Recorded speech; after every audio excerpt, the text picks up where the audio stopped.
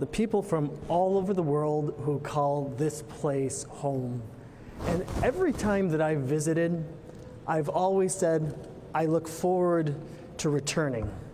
And this time I'm returning not only as a visitor, but I'm going to be returning to stay. So I would just like to share a couple more things about myself. My parents, Ron and Rosalie Hicks, are retired high school teachers, and they raised my brother and I in the south suburbs of Chicago in South Holland, Illinois, which is right next door to Dalton, Illinois. Now, South Holland and Dalton might not mean anything to you, but Dalton is where our Holy Father, Pope Leo XIV, grew up and is from. And our houses are literally 14 blocks away from each other. So I would like to simply begin by expressing my heartfelt gratitude to Pope Leo XIV for this appointment. And I'm getting used to the microphone system here also. But I want to thank him for my appointment here.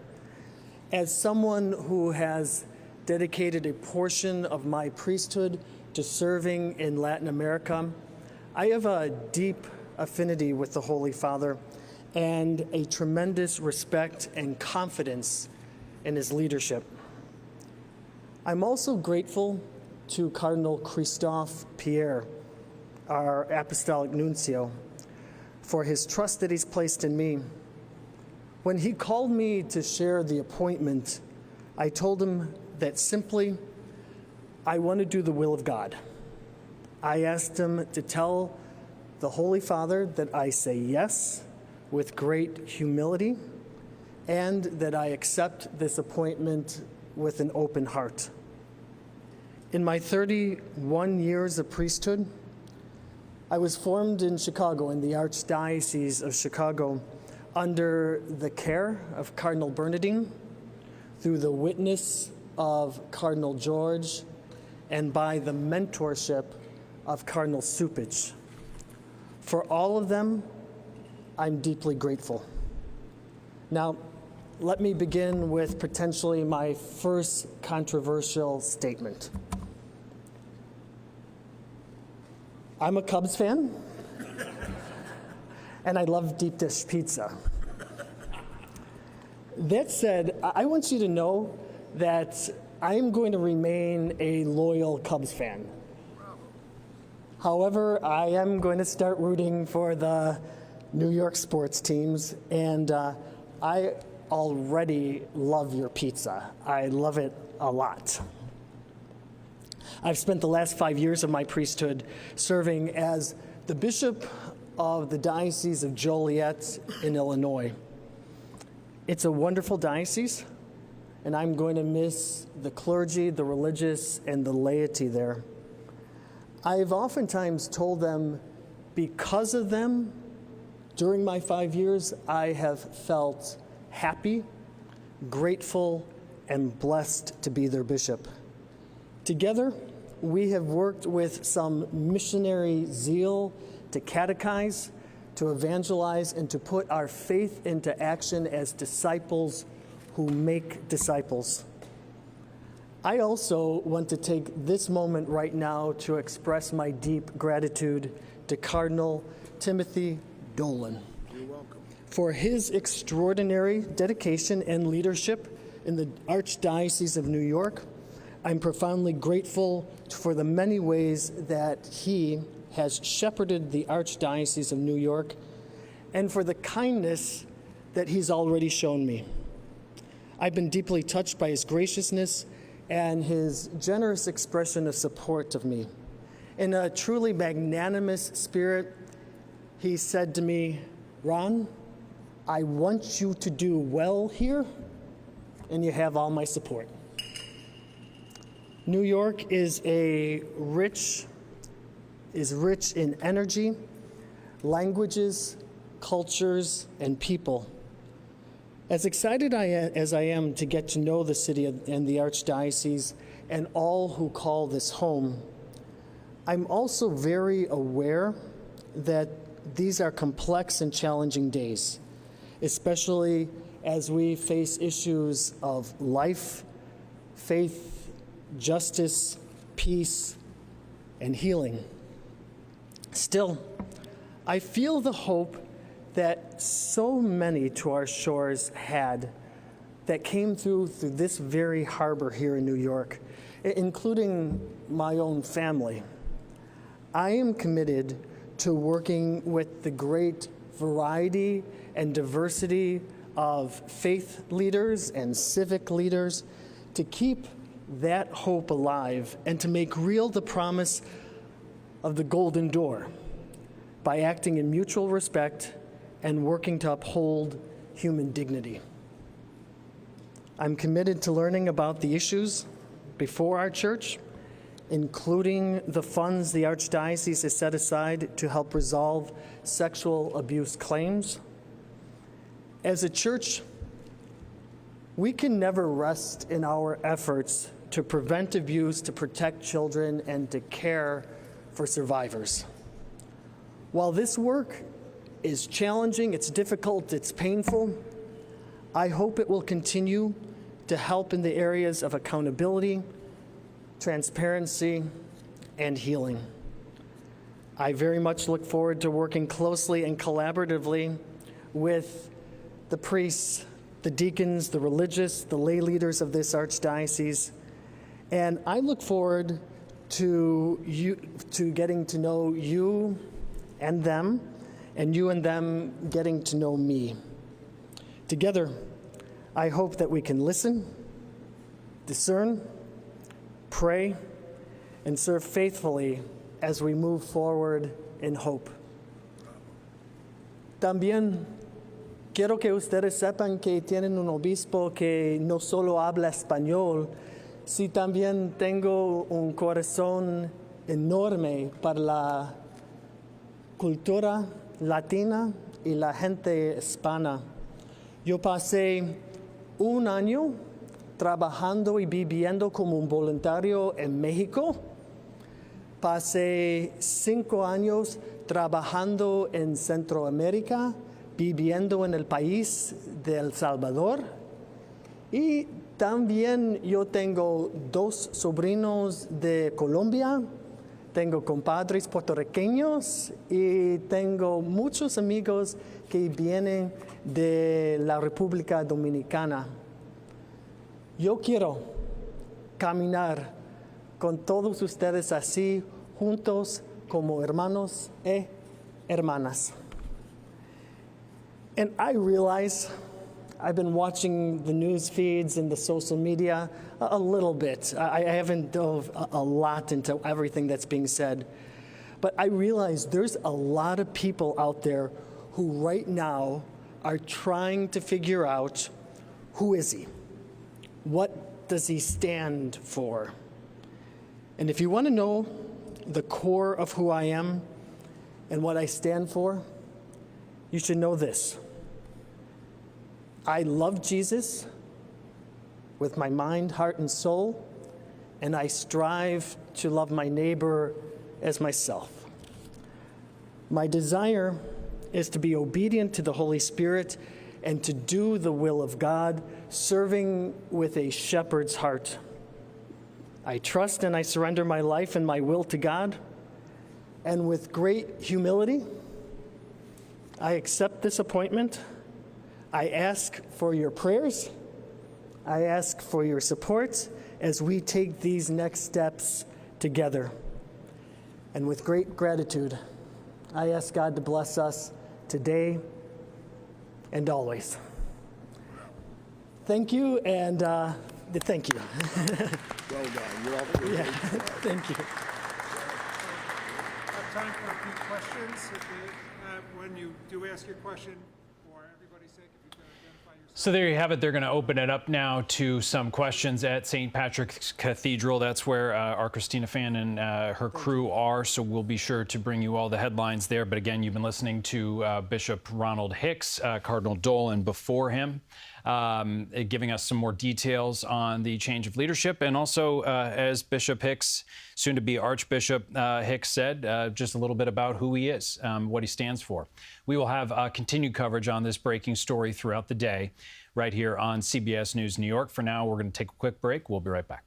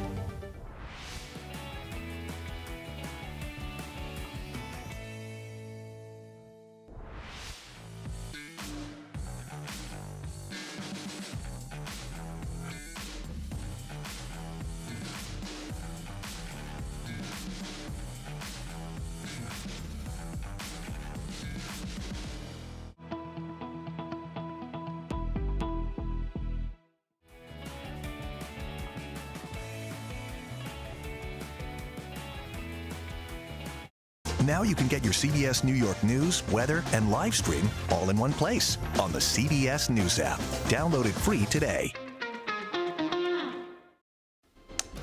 Welcome back, everybody. A bright and nice, mild morning and afternoon it will be out there. It is Thursday, December 18th of 2025. The son of deceased filmmaker Rob Reiner remains behind bars at this hour after his first court appearance on charges that he murdered his own parents. The judge did not allow cameras to show Nick Reiner in court, and meanwhile, the medical examiner is revealing the exact cause of death for the beloved Hollywood couple. Our Jared Hill reports. Shackled and in what's known as a suicide prevention smock, 32-year-old Nick Reiner only spoke 3 words in his first court appearance when asked if he understood his rights. The judge only allowed Reiner's voice to be recorded. His arraignment on allegations he killed his parents, Rob and Michelle Reiner, postponed until January. This is a devastating tragedy that has befallen the Reiner family. Outside the courthouse, Nick's attorney. There are very, very complex and serious issues that are associated with this case. Nick Reiner is facing 2 counts of first-degree murder with special circumstances and a special allegation for allegedly using a knife in the killings of his parents. The coroner reports both died from multiple sharp force injuries. Their daughter Romy discovered the bodies of the acclaimed director and his wife in the family home Sunday afternoon. Sunday night, Nick Reiner was spotted in a convenience store in downtown LA. Moments later, he was arrested by LAPD. In their first public statement since the murders, Romy, alongside her brother Jake, wrote, "Words cannot even begin to describe the unimaginable pain we're experiencing every moment of the day." Their brother Nick has openly discussed his struggles with drug addiction, though investigators have been hesitant to say whether substances or mental health struggles played a role in the crime. A motive is still unclear. Nick Reiner is being held without bail. Jared Hill, CBS News. And CBS is marking the life and legacy of Rob Reiner with a special primetime tribute. Rob Reiner, Scenes from a Life, that airs on Sunday at 8:30 p.m. on CBS New York and will also be available to stream on Paramount Plus. Around our area, a new audit is raising serious concerns about the city's school bus system. It shows more than 150,000 complaints were logged in a single school year, and the city comptroller says the DOE left $42.6 million on the table by not collecting bus company violations this year and last combined. The report also found that 99% of bus routes that were deemed too long or with too many stops by bus drivers, that all affected students with disabilities. Services remain poor and disproportionately harm students with special needs. We currently don't have enough bus drivers for the routes that we have right now. So we're seeing the result of doubled up routes. The DOE says it does thoroughly investigate every complaint. And meanwhile, the comptroller is urging Mayor-elect Zohran Mamdani to appoint a school bus czar to help fix the problem before the current deal ends in 2028. Mamdani's office said the mayor-elect will, quote, strictly enforce the terms of the DOE's contract with bus companies. Well, if you're flying somewhere for the holidays, we know so many are. The TSA says plan ahead. Agents shared some tips for packing your carry-on so you don't get stopped at the checkpoint. If you're bringing presents, they suggest putting them in gift bags or unwrapped boxes so that agents could potentially inspect them without ripping up the wrapping paper. And remember to leave your cast iron pan at home. People actually fly with their own pots and pans frequently so that they can cook at their destination. This is a prohibited item. More is about the weight of it. It can be used as a self-defense item. That's why it cannot go in the carry-on bag. I get it. Some pans are special, but when items are stopped at the checkpoint, passengers have a choice to move them to a checked bag or abandon them. Some of those items, whatever is left behind, goes to the state to be auctioned. Well, this may look like the North Pole there on your screen, but this incredible display is actually in the basement of a New York City hospital. And health reporter Jenna DeAngelis takes us inside a 30-year tradition, bringing holiday magic to kids that are battling cancer. There's a special kind of joy in the holiday season. Merry Christmas! Lighting up children. Oh, wow! Even in the darkest of times. 6-year-old Nolan is battling neuroblastoma. Just have some treatment. I was really mad at it, but I finally got through it. Finding light while at Memorial Sloan Kettering down this holiday hallway he calls amazing. Makes me happy.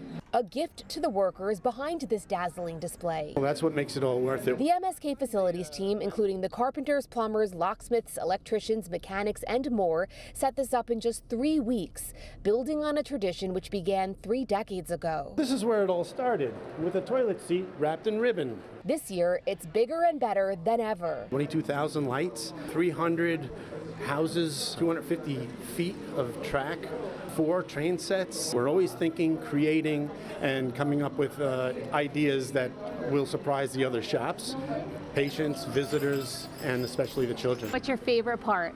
The train. Bringing holiday magic to patients where and when they may need it most. Something that she can bring back to her family and say, hey, I had a great time at the hospital. Didn't even think about the pokes. There are many children that are actually admitted for many, many weeks. And some of those patients I see up in their beds day in, day out, and to be able to see them walking these halls with a smile on their face is really quite amazing. Santa! At Memorial Sloan Kettering's holiday hallway. Merry Christmas, everybody. Happy holidays! Jenna DeAngelis, CBS News, New York. Jenna, thank you. Well, happening today, JetBlue is now offering new amenities for some travelers at JFK Airport. The airline opened its first ever lounge in Terminal 5. JetBlue says Blue House features art decor and while offering food and beverage options from local hotspots as well. Airline officials say high-speed Wi-Fi and power outlets are available at almost every seat. But in order to gain access, you do need to be flying JetBlue's Mint class overseas or have airline status or a JetBlue Premier credit card. After a delay in opening, the Central Park Conservancy's Gottesman Rink is welcoming the community onto the ice. The Davis Center, which houses the rink, is part of a $160 million renovation that opened this year.